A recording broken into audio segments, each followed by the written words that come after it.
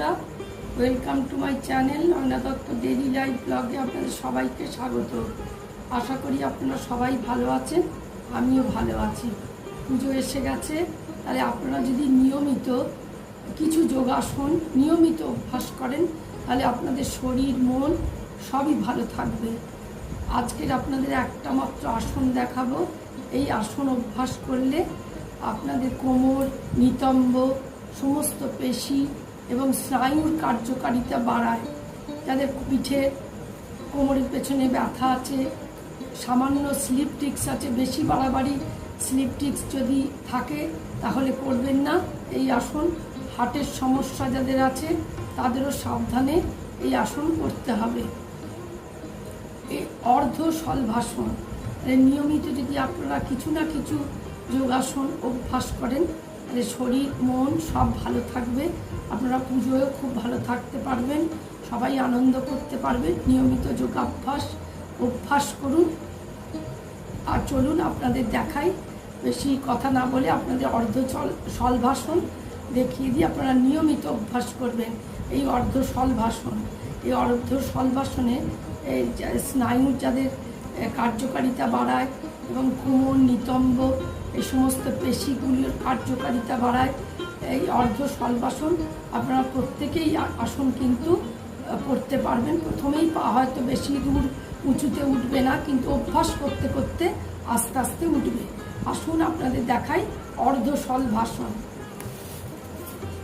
এইভাবে উপুর হয়ে শুয়ে পড়তে হবে, হাত দুটো থায়ের তলায় রাখতে হবে।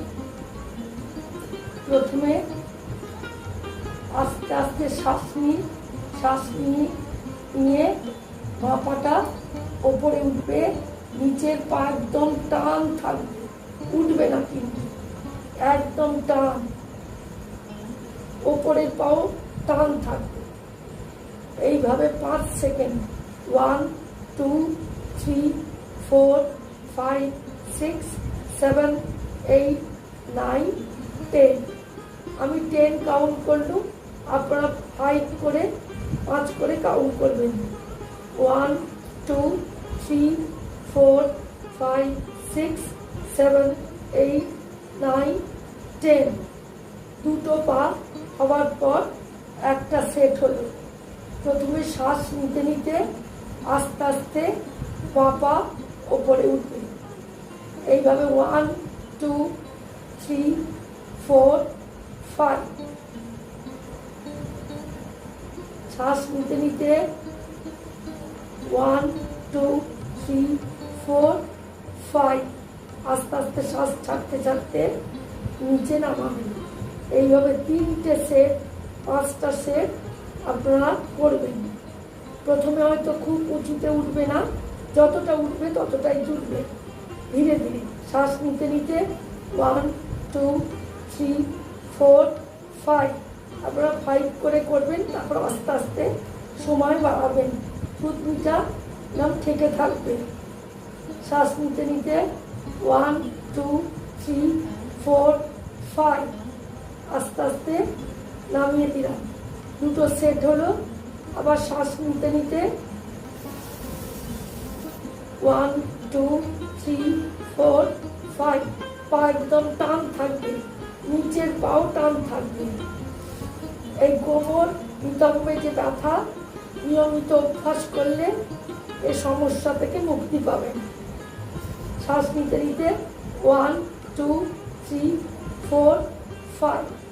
3টে সেট হলো। এইভাবে আপনারা নিয়মিত শলভাসন করুন। উপুর হয়ে গেলে আপনারা উপুর হয়ে এভাবে বিশ্রাম করবেন।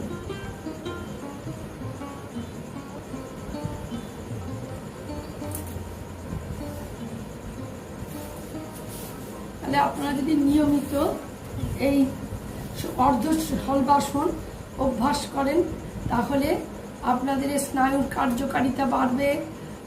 এই তল পেটের যে অঙ্গ প্রত্যঙ্গ তার কার্যকারিতা খুব বাড়ে। যেমন লিভারের কার্যকারিতা বাড়ে, সমস্যা অনেকটাই দূর হয়। এছাড়া হজম শক্তি বাড়ায়, আপনাদের যে হজমের গণ্ডগোল যদি থাকে তাহলে কিন্তু এই অর্ধ সলবাসনে আপনি উপকার পাবেন।